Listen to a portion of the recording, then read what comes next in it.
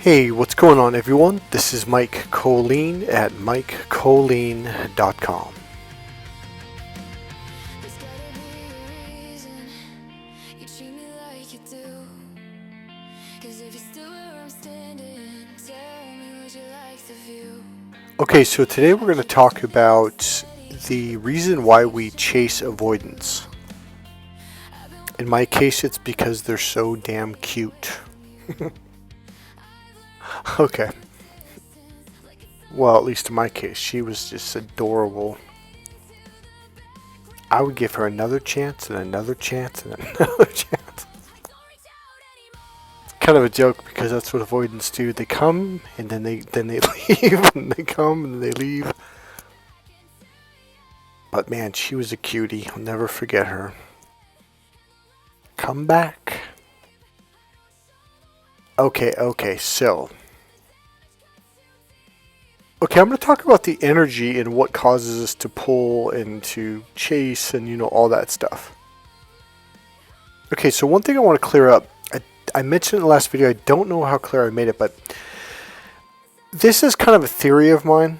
It's very possible that, how to explain this? I'm just going to jump into it as best I can. It's like avoidance have this job. Narcissists have this job. Empaths have this job. It's almost like, okay, this is kind of like a creative way of explaining it, but I don't actually think this, but I kind of do in a way, but let me just jump into it. I don't know best.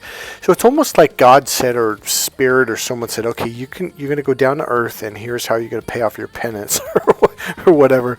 Essentially, you're going to be avoidant and you're going to be triggering the crap out of people, and it's going to make them feel hurt and sad and empty and lonely and all that stuff. And the narcissist, you're going to hurt people, but you're going to scare the crap out of them until they finally stand up and fight for themselves. Whereas avoidance, like your job is to get them to finally realize not to fix you, but they need to heal themselves.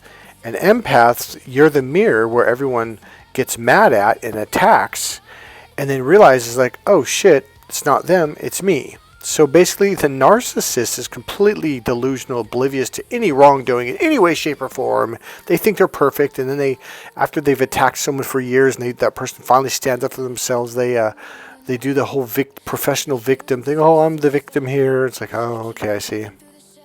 Which gets the empath to finally realize, like, I don't care anymore. I'm just done playing these games. If that's the way you are, I'm moving on. So then, I think I already said the empath's job to get to reflect the mirror back. Yeah, for the avoidant. Because now here's the thing. The avoidant, actually it's all three. Let me do the avoidant. The avoidant's job is to heal themselves too. And if you are an empath, or, I looked it up, I keep forgetting.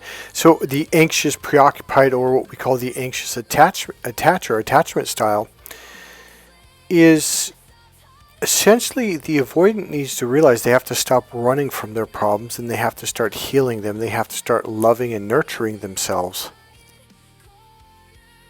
So in the last video I gave you an exercise, a way you could actually heal yourself. I'm going to go over it briefly now because, it's funny because nobody really mentions the avoidant, like, what they need to do to heal. In fact, the funny thing is I don't think I've seen a single video between now and all of last year, anything about avoidant. Here's what you need to do. So avoidant, when you're running from your pain, instead of running, hold it, love it, heal it.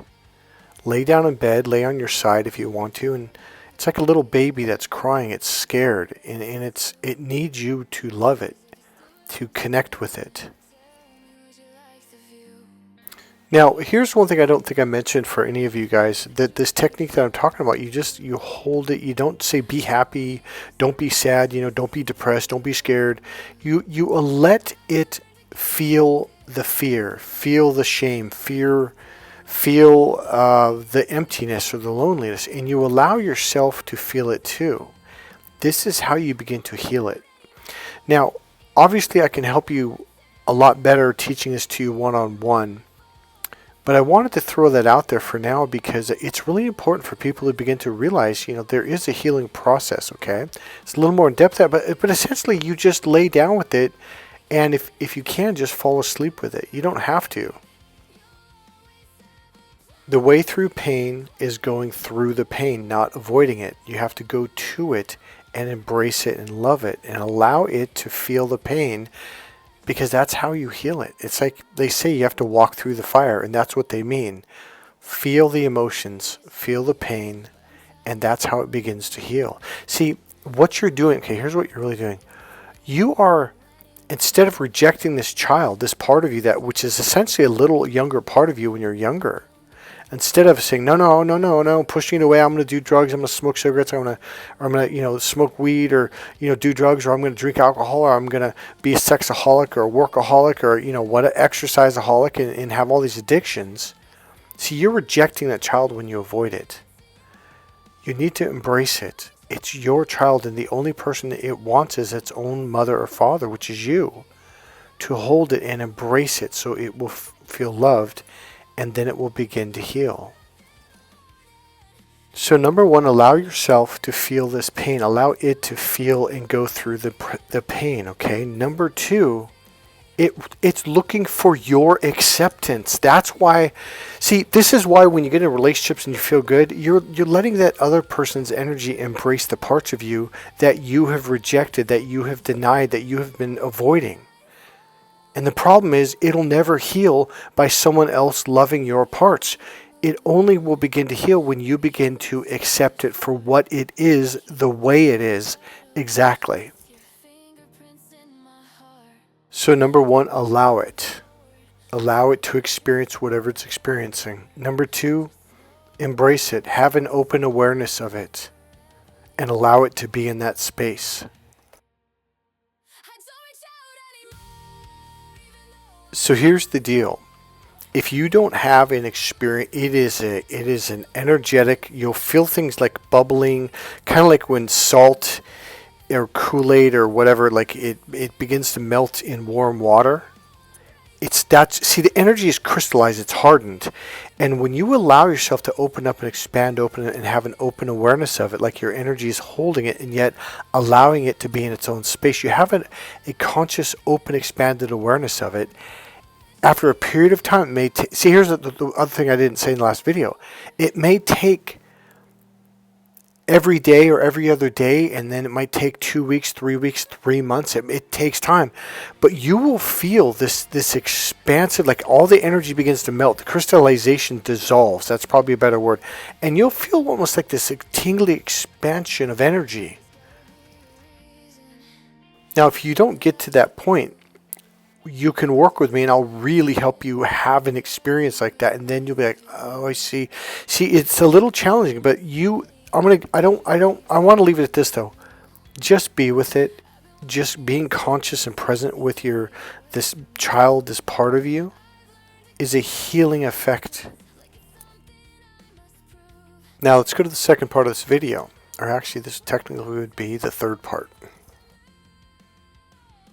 So let me wrap up the very first part. So I really believe we're all playing some kind of role, whether it's an unconscious role or a spiritual role, like, something sent us here and said, hey, in this lifetime, you've got to live as an avoidant. You got to push everyone's buttons, and the empath, you got to be the mirror, or showing them, hey, man, it's not me, it's actually you, even though you're trying to blame other people. And same in the narcissist, same thing. You're mirroring it to them. Now, the narcissist is teaching us to grow up and fight for our rights and to stand up and to be confident and say, no, I'm done letting you push me around. What do they say about bullies? You got to punch them in the nose. The minute you punch them in the nose, like, oh shit, I can't get away with this person. So, and that's the lesson with narcissists. It's like, they're going to push you around until you stand up. But the minute you stand up, they're like, oh, okay, I can't get away with this person. And boom, suddenly it disappears. Okay, so now we're on to the third part. Okay, so here's what I said in the last video. We essentially, when I teach you how to ground your energy, most people, I didn't say this in the last video. Most people hold their energy up from their forehead up above their head like an upside down pyramid or upside down triangle.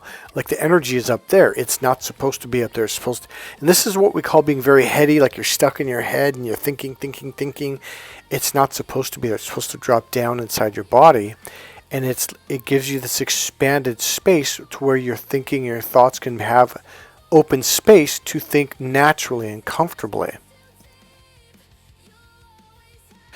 And then you can breathe deep and you're feel good because you're connected to your body. So what most people do is they have these holes in their heart or their solar plexus. And like I said in the last video, when someone comes along, it's like their energy goes inside those holes in your heart and your solar plexus, maybe the left or right side of your belly or wherever. And then you feel loved. And all of a sudden, oh my God, I love this person and they're the one, etc., right? So here's the problem. It feels good. It's nice of them to do that. But the problem is, once they pull away, they bring their energy with them. And now you're left with the emptiness in your heart and your solar plexus and wherever else again. And now you're back to ground zero, or step one, where you were at before you met them. And this is what causes you to chase them. And what happens is you chase and chase and chase. And here's what happens. A lot of times we're like, oh, we're going to fix them because what do they tell you about avoidance? The minute they start feeling love for you, they run away. They ghost you. The minute they open up on an emotional, intimate level, all of a sudden they freak out. Oh shit, can't do it, and they take off. And that's what they say is generally what happens is it's like right when everything starts to get real, when you guys open up and you realize you're getting into a relationship, boom, they're gone. And you're like, wait, what's going on? Everything's going great, and suddenly they won't return your calls. They don't talk to you, like they just ghost you. And now you're left with these empty holes again.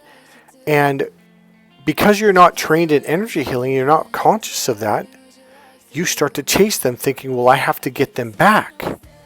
And in the guise, the word is, the guise of it is, oh, well, I'm going to help them heal because, that's not normal to take off right when everything's starting to get good and everything's starting to get real. It's like, in other words, most people are like, well, nothing bad happened. We didn't get an argument. We didn't get in a fight. No, they took off when things got really, really good. And you think, oh, I'm going to chase them. I'm going to love them even more and I'm going to help them to heal. No, that's what this is all about. The trick is to get you to finally heal yourself. And then they'll come back to you. And then they'll stay. But until you truly reconnect with yourself, they're not going to stay. I'm telling you. Because here's why. The number one thing about avoidance is when we were raised, everyone in their family sucked the life out of them.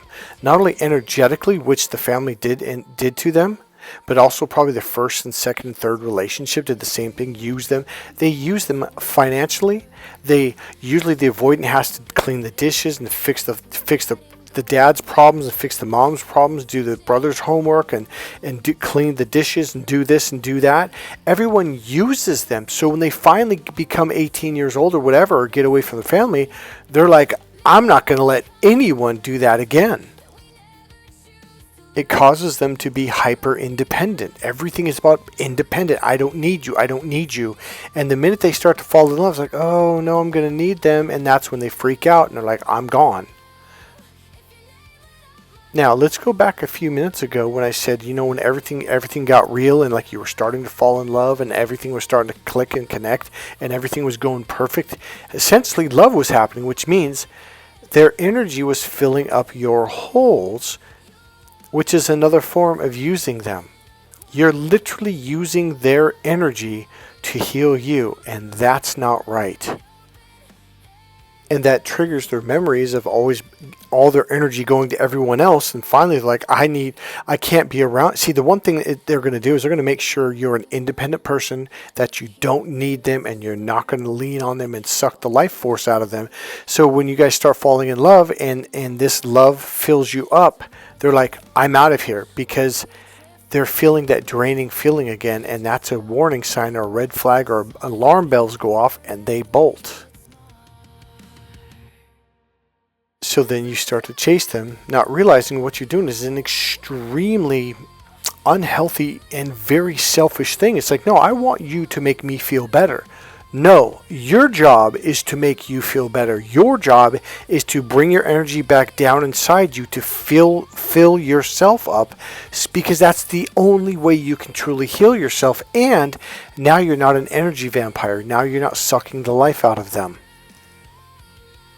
And that's the way a healthy relationship is supposed to be. In the last video, I talked about, what Jesus said, he shall be married one unto each other, meaning your left and right brain. You are supposed to be married or connected to yourself first before you get into a relationship. If you're energy draining someone, that's not healthy. And that'll destroy any marriage, love, or relationship. Avoidants have been used their entire lives, and they're like, no, I'm going to be independent. I don't want anyone to need me, and I don't want to need anyone else. So then you come back, and maybe they'll let you come back, and you get into a relationship with them again, and they start feeling that energy pull, and they're like, I'm out of here, and they jump again. They ghost you and jump ship, and they don't talk to you for 6 weeks or 6 months or whatever. See, you're supposed to heal yourself, and if you come back as a whole healed human being where you're not energy draining them, you're not saying, oh, I need your energy to go into my empty heart to fill me up. If you come back one time and you don't need that, they're going to be like, okay, now things are different. This is all about self-love. It really is. See, if you keep chasing and they keep cutting you off, it hurts each and every time, until you finally break down and you cry and you cry and you cry and you finally begin to connect with yourself. That's what this is all about. When you come back whole and complete, a full, complete human being, that's when they're going to want to be with you. See, here's the deal. When you fall in love with yourself, other people fall in love with you. When you reject parts of yourself, other people reject parts of you because you're rejecting you, and it brings them into that energy. When you fully accept yourself, that's when other people accept you. Haven't you ever noticed, like God, why do people accept that guy? That guy did this horrible thing when he was a kid or when he was younger, and yet everyone loves him. It's because he's accepting. You're like, but I've never done anything bad. I've never been arrested. Like, I don't understand. And people reject me. People reject you because you're rejecting you, and you bring that energy into every experience with every human being until you really, truly begin to learn how to fully accept yourself for who you are, the way you are. When you do that, that's when people start to accept you for who you are, the way you are. See, if you don't love yourself, if you don't accept yourself for who you are, how can you say, well, you have to love me for who I am, you have to accept me for who I am? And they're kind of looking at you like, but you don't accept you for who you are. You don't love yourself for who you are. And you want me to do that? It doesn't make any sense. But here's the thing. It's not a verbal, logical thing. It's an energetic experience that people feel on an unconscious level. This is the healing work that I do. It is the internal awareness techniques, the emotional grounding techniques, and then there's also some other things I'll do to help you to understand how to allow yourself to come back inside yourself. When you fall in love with yourself, other people fall in love with you. God bless you guys. Hope you enjoyed the video. If you liked the video, please click subscribe, click the like button, go ahead and make a comment. And as always, you can make a donation. There's a PayPal link right there in the description box. And there's 3 little dots in the lower right hand corner of the video. You can click on that. A little heart will pop up with a $sign. It says thanks. You can donate there. And you can always buy one of my dating and relationship coaching books for men or women. Alright guys, I'll see you guys in the next video. Have a great day. Bye.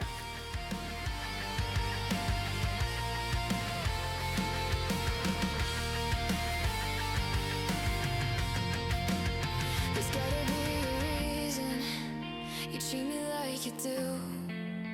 'Cause if you're still where I'm standing, tell me, would you like the view?